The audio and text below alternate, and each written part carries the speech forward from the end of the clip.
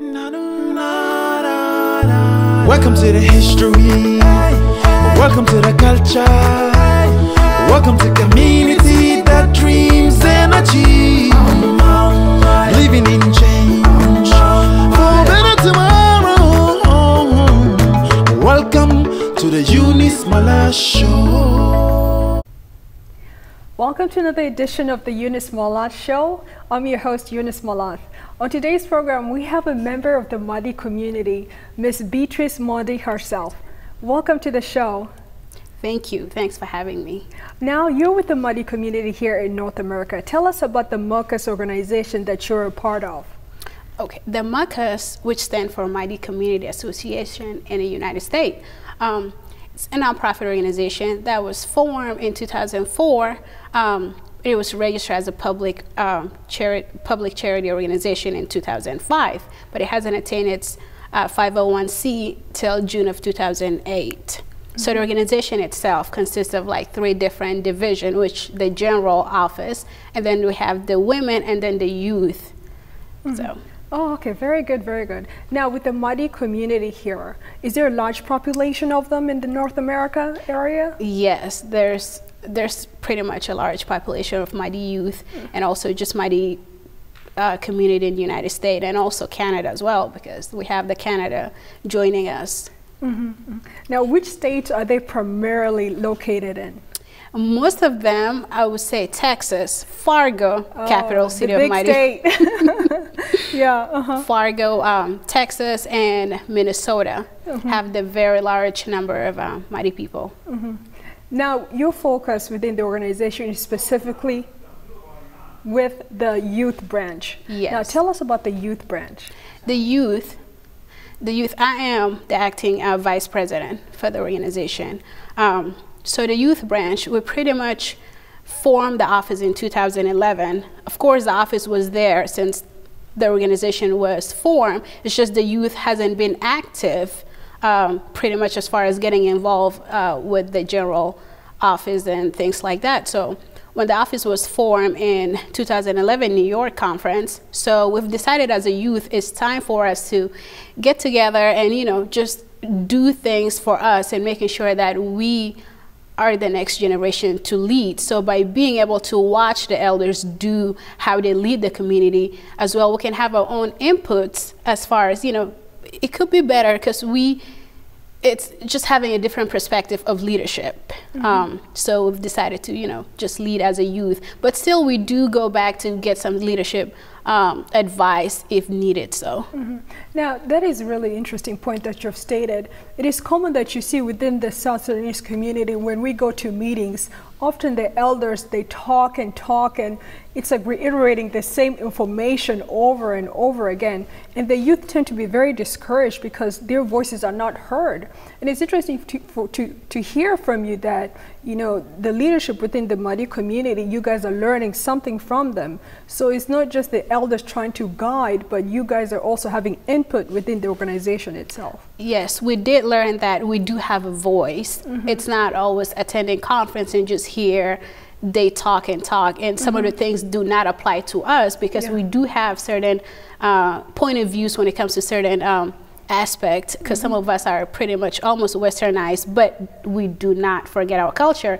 But just being able to find a common ground and also educate the elders for some of the things that we see from our view, and also get what is positive that we take from them. So we've decided to, you know what, just go ahead and do as a youth and make sure if we do have a conference, they do attend our conference, and we do attend our conference, and we share those information together and work together as a community, but also stand out as youth. Excellent. So you guys have different conferences.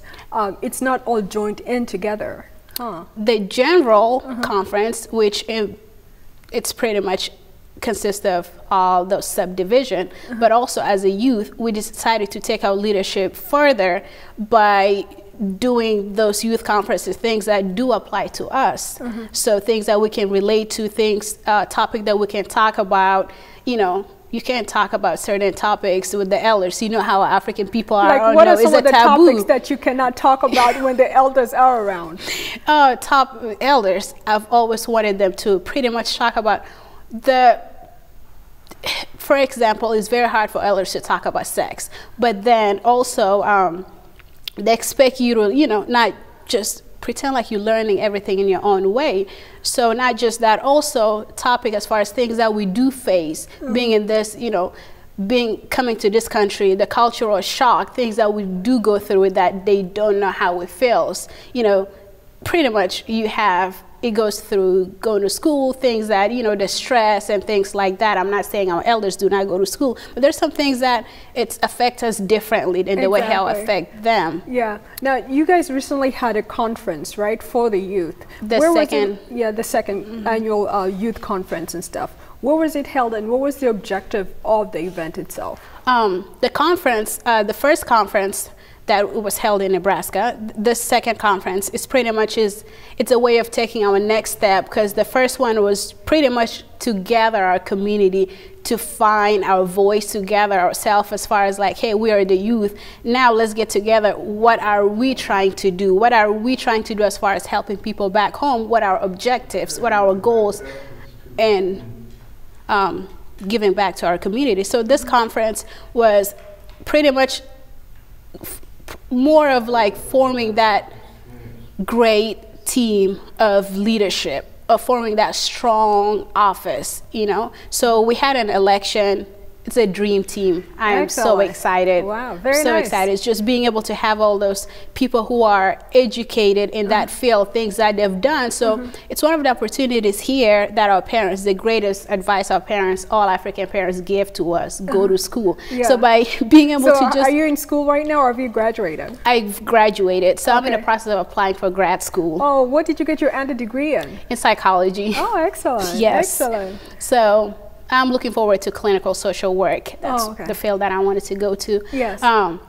But also, yeah, just being able to knowing that there's a lot of youth out there that took the advantage of being educated, took the advantage of making themselves better. So be able to come to such a conference, it's bringing them all together and then have that powerful team of using those, just pretty much using those brains as far as like, it's magic, putting all those ideas together. Yeah, you know? Excellent, excellent. That is wonderful to hear. Yes, we really thank you for coming to the program and sharing with us the great initiative that the organization you participated in is undertaking. We wish you the very best, and know that here on the Eunice Malath Show, this is your home, and you're more than welcome anytime. Thank you for having me. Yeah, thank you. Thank you, my pleasure.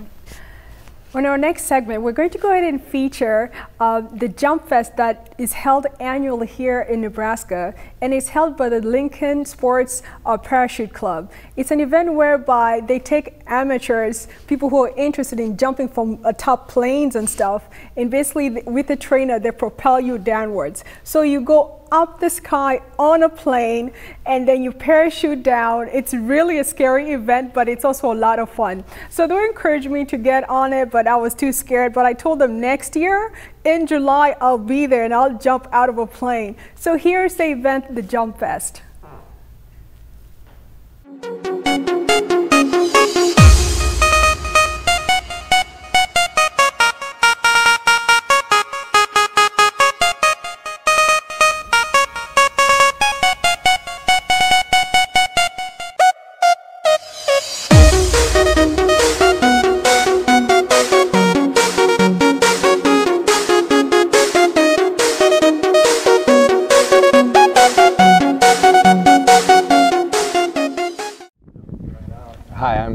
With the Lincoln Sport Parachute Club, and we're holding the Redemption Boogie, which is just a big skydiving party here at Plattsmouth Airport, July 17th through the 20th.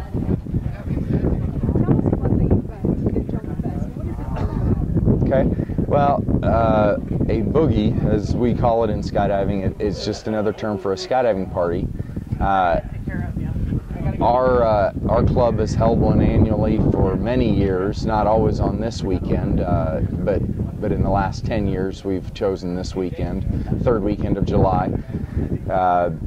And just jumpers that we know from all over the Midwest and even sometimes as far away as the coast come to participate.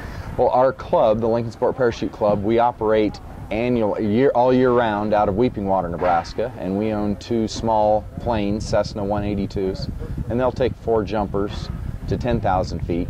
But at this event, we contract with, this year we contract with Skydive Chicago, and they'll bring 2 large turbine aircraft in, and one of them will hold up to 23 passengers, skydivers, and the other plane will hold, I think, around 16. And then they, of course, they fly a lot faster. We go up to 13,000 feet above the ground, where we do most of our jumps from. My name is Jason Jasnos, Jasnos. I've done about 10,000 jumps. Been doing this for about 20 years. And this boogie here, the Redemption Boogie here in Plattsmouth, is one of the best boogies. I look forward to it every year. This is one of the best boogies in the world, in my opinion. I'm not being prejudiced, but I love it. To answer the question, what got me into skydiving? I basically had a paper to do in high school, which was to learn something new, and write a paper about it. So I learned about skydiving, and in order to do due diligence, I had to do the skydive in order to have full research and integrity in my research. So I did a skydive at 16, and that's where the bug was planted. And then when I turned 24, I could actually afford to jump, so I actually started jumping on a regular basis. And that was in '94, so I'm 45 now, and 20 years later, I've got about 10,000 jumps. They are all intense, but the funny thing about skydiving is a lot of people think it's a physical sport, but it's not. It's a real mental sport, and so having fear is part of the sport. You have anxiety, and you just deal with it, and that's the value of having done skydiving. You learn how to handle your emotions and deal with fear. So we're here with Mark, who's one of the organizers of the Jump Fest. So Mark, tell us, what's your role at the Jump Fest? Well, actually what I do here in the tent is I'm kind of like the load organizer, the loader for the airplane. Yes. And so the groups, after they manifest or get ready to jump, all meet here and stage here before they get on the aircraft.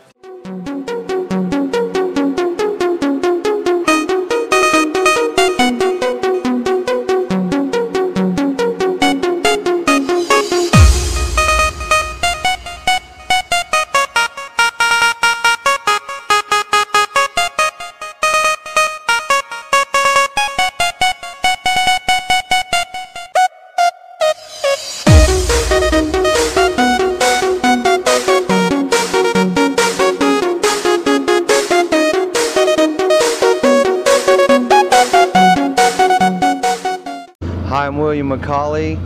I'm a skydiving instructor, and I've been doing this, this will make my 32nd year as a professional, as a skydiver in general. I've been professional skydiver, since about 1993, and almost 2,000 jumps at this point. I have all the instructional ratings at this point that are offered by the United States Parachute Association as far as instructional ratings. I'm a tandem instructor, I'm a accelerated freefall instructor, a static line instructor, and an instructor assisted deployment instructor. I also have a professional exhibition rating, and that would allow me to do professional sports stadium type demonstrations and air shows, that kind of thing. Mostly about this sport, when you try to work with students, I think it's really important to just convey to them what to expect, really. A lot of people show up here and they don't know what to expect. They have a lot of misunderstanding about what will actually take place. A lot of people think that you'll have that roller coaster effect and that kind of thing. So a lot of people have just ideas that they kind of run with, and I think it helps to just kind of ease everybody to just explain the whole process from everything from why we're putting on equipment the way we put it on, how the equipment works. Some of the things that we show our students is required by the Federal Aviation Administration regulations, And so it's always important for someone that goes with us 6, you ought to be over at the loading kit to now. understand how the system works. And by understanding how the parachute system works and how to use it, it really helps people kind of settle down, and it eases their mind just a little bit.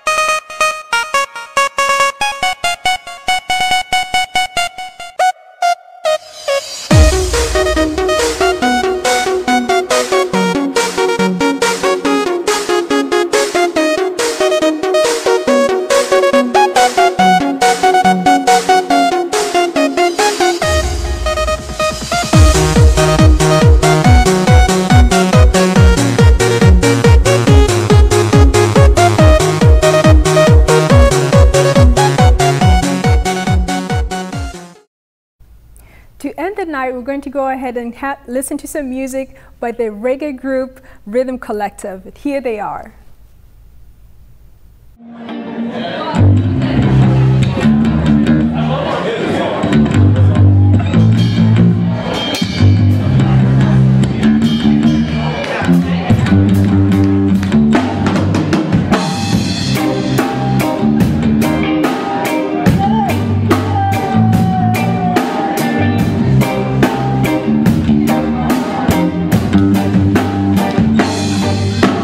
You try your best to overcome me.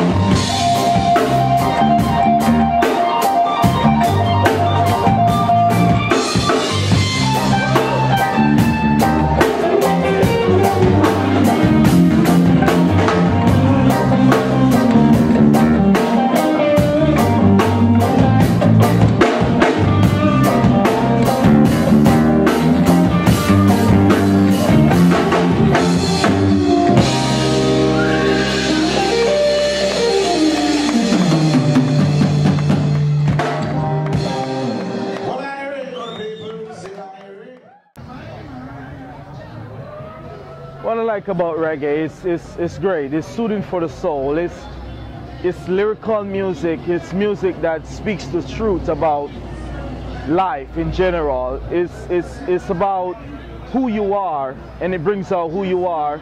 And if you don't recognize it, you will by the type of music they play. Reggae, for me, I am from the tropics. I'm from Jamaica. It's awesome. It's a land of paradise. And now that I am here in the United States, it's even greater than, you know, away from my hometown and here in the United States and hearing the awesome music of reggae. It just brings out the tremendous fear of my childhood, being back home, sharing with other people here that don't understand it and wants to understand it. And that is tremendously and great, because in life, reggae teach you the steps of life.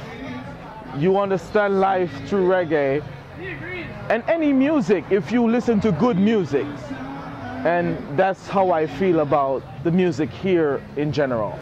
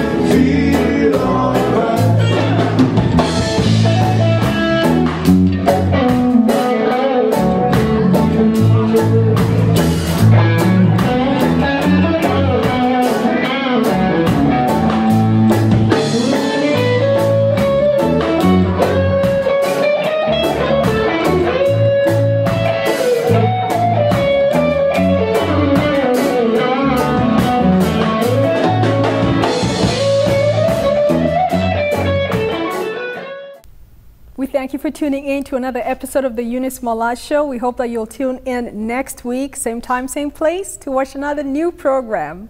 So, thank you for watching. See you next week. Bye! If you believe, you can achieve.